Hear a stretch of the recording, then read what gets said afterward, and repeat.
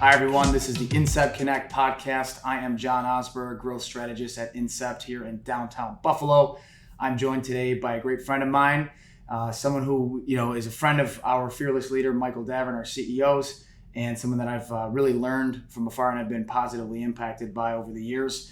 None other than Stas Balanevsky of EOS Worldwide. Stas, welcome to the show. Thank you so much for having me. It's so good to see you. This is not take two, but this is 2.0 for us. So I had you last year on my Power of Osmosis show.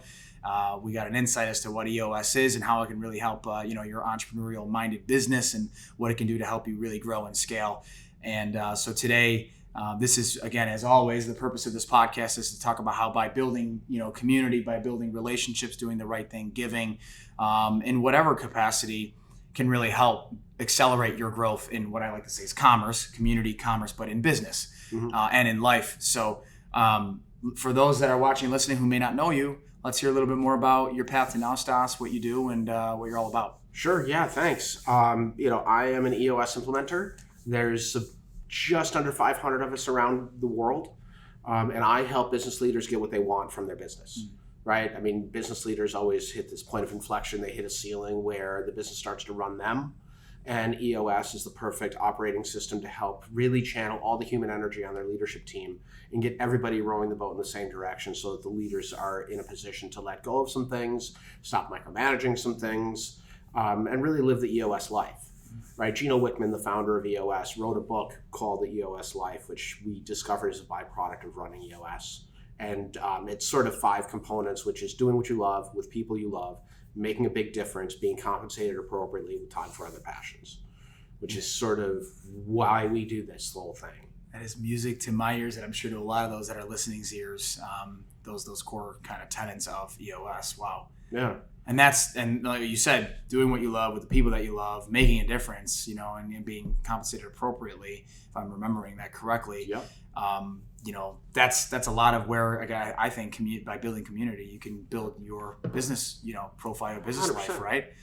Can you drill a little further on some of those components and how it can help a business? I'm curious. Sure. Well, I mean, EOS is divided into 6 key components, right? The vision component of figuring out where you want to go, how you're going to get there. The people component, making sure you have the right people in the right seats, doing the right stuff to make the vision happen. A data component where you have a scorecard with leading indicators of performance where, there are dials and levers you can pull when things go off track. There's the issues component, which is what teaches us how to identify, discuss, and solve issues, going past symptoms into the actual issue by sometimes acting like a toddler, just asking why, to get to what is actually at root, which is amazing. Then the process component, which is what allows us to scale, right? So if we're doing everything kind of like for the first time, well, like look at your setup here, right? There's a process, it's set up. So it's repeatable, which is why it looks the same, which is why people want to be on your podcast, right?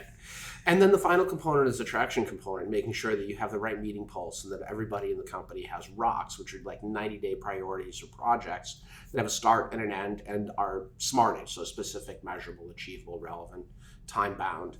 So I was with a company the other day, they have 135 employees. People take on average 3 to 7 rocks a quarter. And I said to the visionary, I said, you're going to have 1,000 rocks completed in a year. Like 1,000 projects. Wow. Think about that. Quantifiable. He's like, that's incredible. I said, now the projects could be as simple as clean out the storeroom, but you're going to have a clean storeroom. Right on. And then other projects could be, develop a process for onboarding a client better.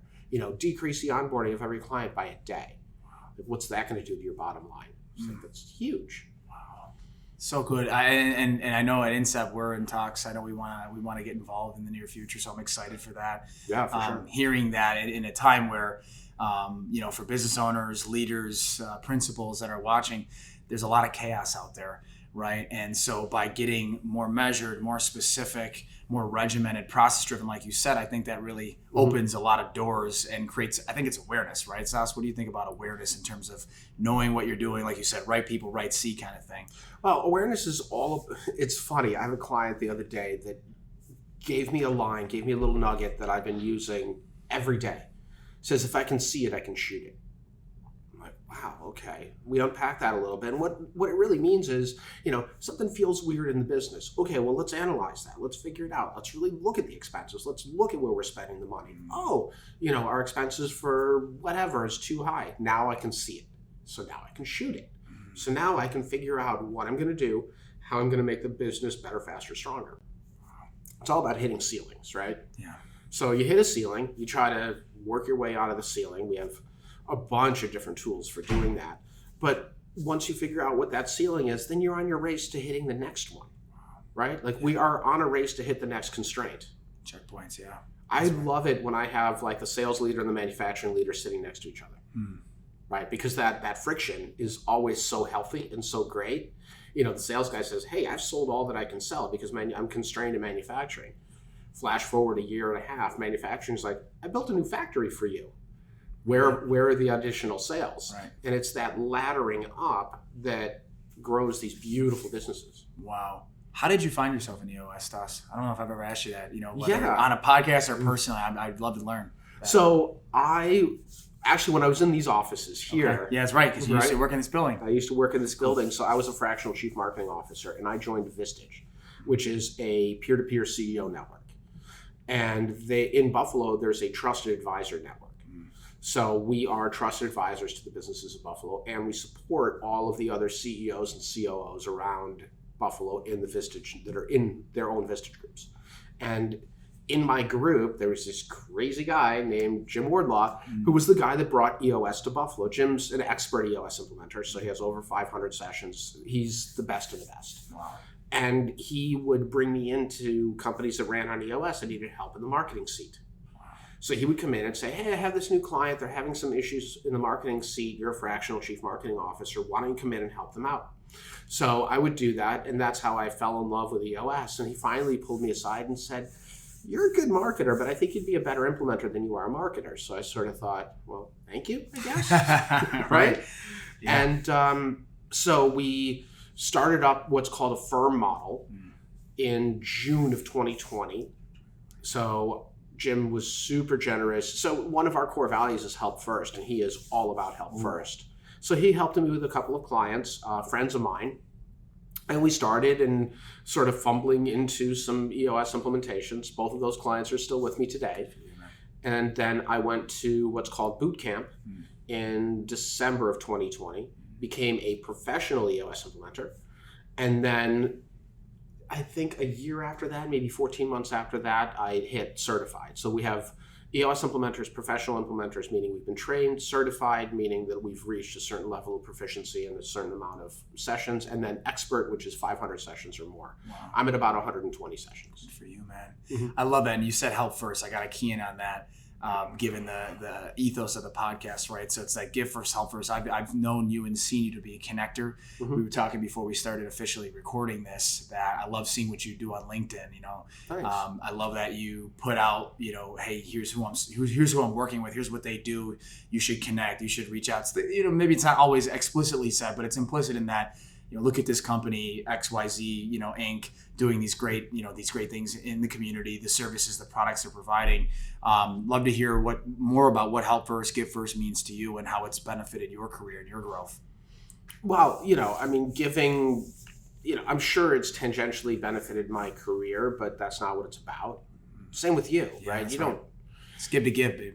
Give I was going to say give to give, baby, like speaking colloquially. That slipped out of my mouth. But I'm going to say it. Give to give, baby, because it's just the way to live. Sorry. That's right. Continue. I apologize. No, but that's how you live. Yeah. Right? And that's a core values are values that are core to you, not something that you sort of mimic or parrot or try to do to elicit some sort of response. Helping feels great. Right. So I have some pro bono clients that have said, listen, I think this could really benefit us. The thing that we're doing is benefiting a whole lot of people, but I can't afford you. Fine.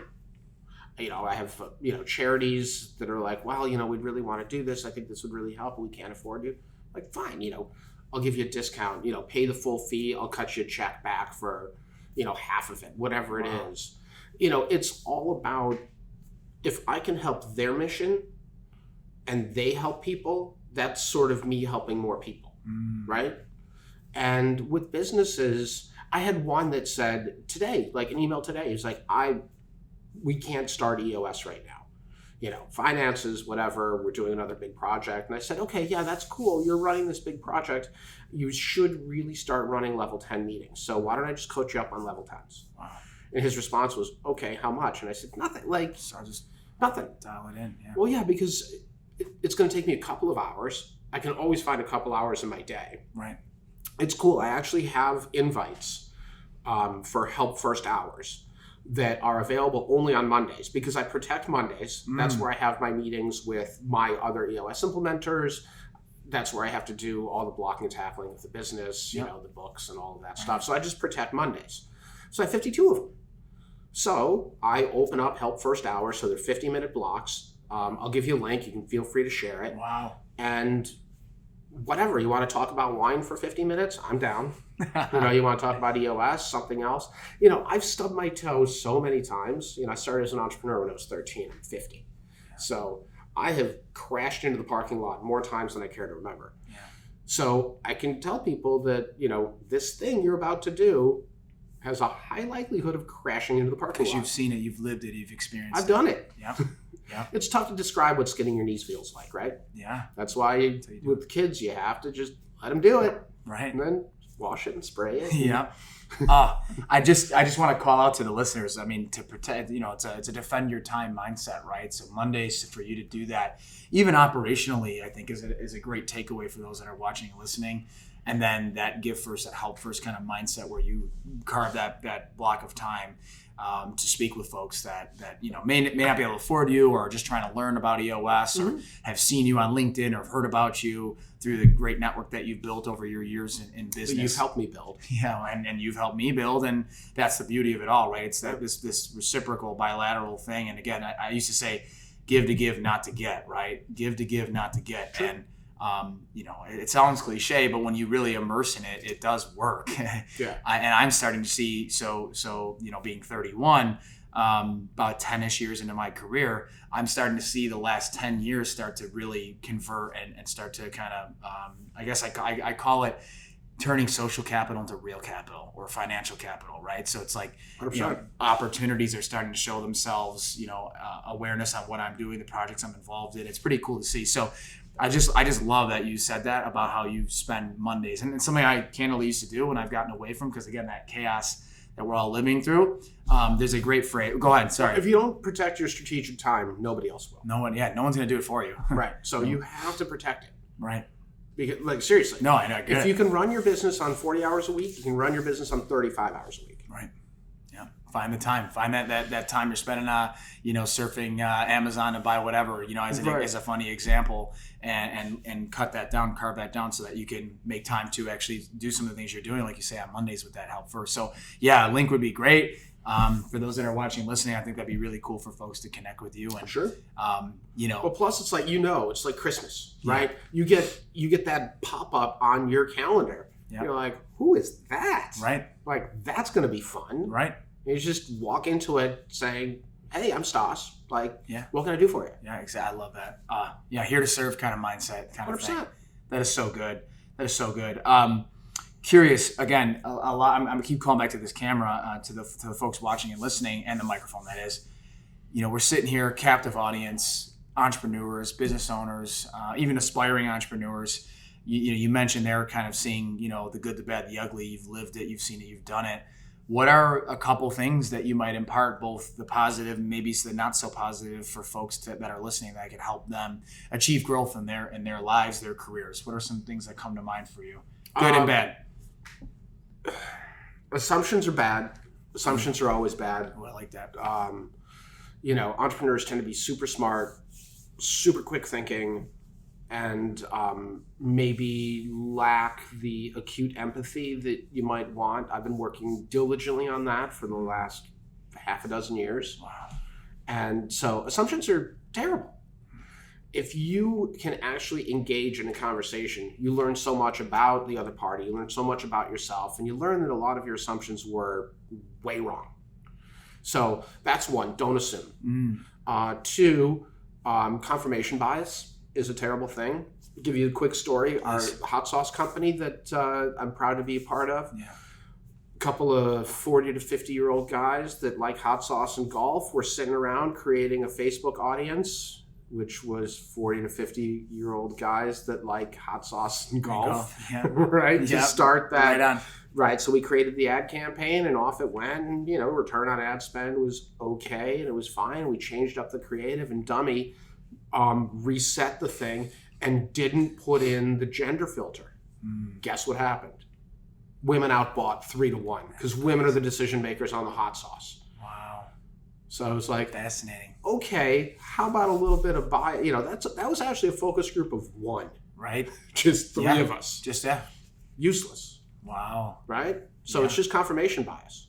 Interesting. So try to avoid confirmation bias, actually get numbers, actually get data, figure it out. What you think may not be real. Yeah. A lot of times emotions involved in that too, 100%. or just, prior thinking, dogma, if you will. That's right. Wow. So those two. So those are the 2 negatives. Yeah. The positive. The positives are write it down. Write it down and get some accountability buddies.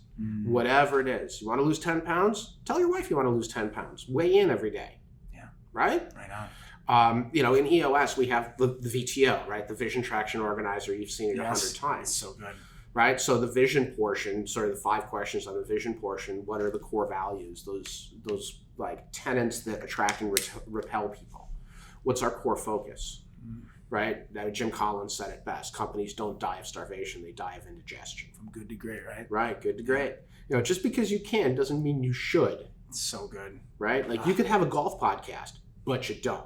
But should I? Right. But I should could, you? but should I? Probably not. That's such a good, even just for me, I got to just pit stop for a second and just ingrain that into my brain, because that's something that I see so often. Like, oh yeah, I could do that. Right? How many times do Stas, you ever thought of doing this? You should do that. You should do this. 100 times. And it gets in your head, and it's like, well, what voice am I listening to? My own internal voice or the voices that are around me? And so you should, but you could, but should you, kind of thing. I love that. Sorry, I just want to pit stop there. No, that's good. right. Very good. So that, and then after that, you start talking about your 10-year target. You talked about where you were 10 years.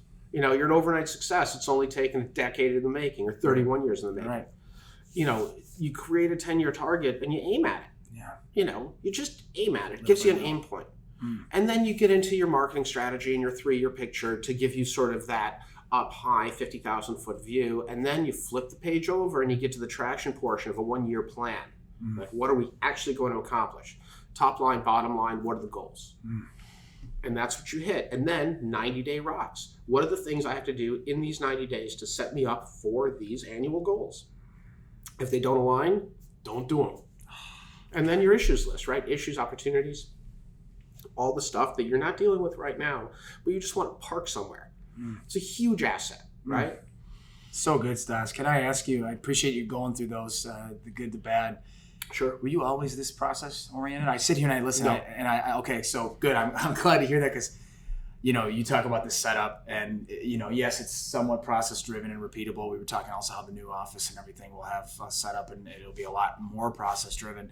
But I sit here as someone who I sometimes, and I'm sure there's a lot of people here that feel this way, are here, everywhere. Yep. And I sit here listening to you, and I'm like, wow, like, Stas, you just able to rattle all these acronyms and plans and timelines, and that's all I do. Yeah, and so that's the point I was getting to, right? It's like it's the one thing. There's a book called, I forget who it is, the guy, one of the founders of a big time real estate company. It's called The One Thing, like Gary Keller, maybe. I think is one of the could be. The I don't remember, but it's the one thing, and it's all about doing one thing. And so, just if you could speak to that, again, I asked you earlier as I ranted on, were you always this process oriented? You said no, not at all. So we, in EOS, we talk about burning the boats, right? And it comes from a story of, I'll butcher the story, but basically the story, the gist of the story is there was an island that was mineral rich that everybody wanted to conquer. And they would show up and they would try to conquer the island, and they would be repelled by the islanders because they could see them coming literally miles away, and they would fortify, and away they go. Right. And one general once arrived on the shores of this island and looked at his team and said, burn the boats. So they understood clearly the only way they were getting home was using the other people's boats. Crazy. Right. And they won, and so goes the story, Sure, right? sure. So goes the folklore.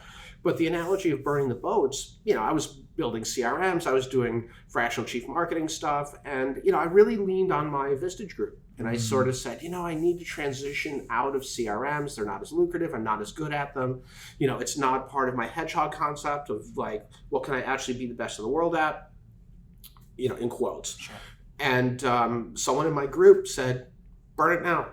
I said, well, no, I'm going to transition out. He goes, what's the difference? You're leaving anyway. Right. Just burn it now. What's in your way? I'm like, wow, I guess just head trash. And I did. I went back to the office and sent emails to all my clients. I said, I'm no longer doing CRMs. Let me refer you to someone. Let me refund some money. Like, let me do whatever it takes. And then I got to singular focus. Wow. How's it feel? Incredibly liberating. Just one thing. One thing. It's so easy. Hey, Stas, would you do A? Nope. Would you do B? Nope. Would you do C? Would you do D? Not no, I do A. Yeah, I do EOS implementation. And I only do it purely. Right? So people will say, well, can you tailor it to this? Can you tailor it to that? I don't know how to do that. I know how to implement EOS purely. I don't know how to implement EOS the way you want me to do it. If that's what you want, I'm not your guy. Makes it so easy. It's so easy. And so empowering. Mm-hmm. That's beautiful. So one focus, everyone listening and watching. Well, it takes time. Well, yeah. I mean, there's lots of different stuff that happens in it, and you're reacting to a lot of stuff. But in terms of what's the thing that I do, I help business owners get what they want from their business. Period. Full stop. One sentence. So cool, right? 15 words or less, not even 10 Yeah. words. So good, so good. This has been so good. I said so good like 12 times in a row. Really, this is fascinating, and I appreciate your candor and openness to speak to the things, like you mentioned, just, it takes a lot of, in my opinion, it takes a lot of internal fortitude and confidence to be able to say, like, I've seen it, done it, failed, crash, burn in the parking lot, as you said, and here I am standing as strong, the best version of myself, professionally, personally, whatever it is. And there's a lot of power in that. So kudos to you. Thank you so much. Kudos. Cool. In closing then, Stas, where do we find you? How do we connect? You mentioned a link. We'll find that. We'll put it in there for those help first kind of mindset calls or whatever. But yeah. So I will put up my help first link on LinkedIn as well. Sure. You just sort of made me think of that. So I'll put that up at some point, probably tomorrow. Sure. Well before the podcast comes out, so it's fine. A little ways away. Stas Balanevsky, pretty easy to find on LinkedIn. Connect with me. Let me know you saw me on the podcast, and I'm happy to help. Awesome. Cool. Well, again, really enjoyed it. Thanks for being here. And so this is yet another exhilarating conversation here on the Incept Connect podcast, where we talk all things community and commerce. Stas, great to see you. Thanks for coming in the studio. And we will see you on the next show. Take care, everyone.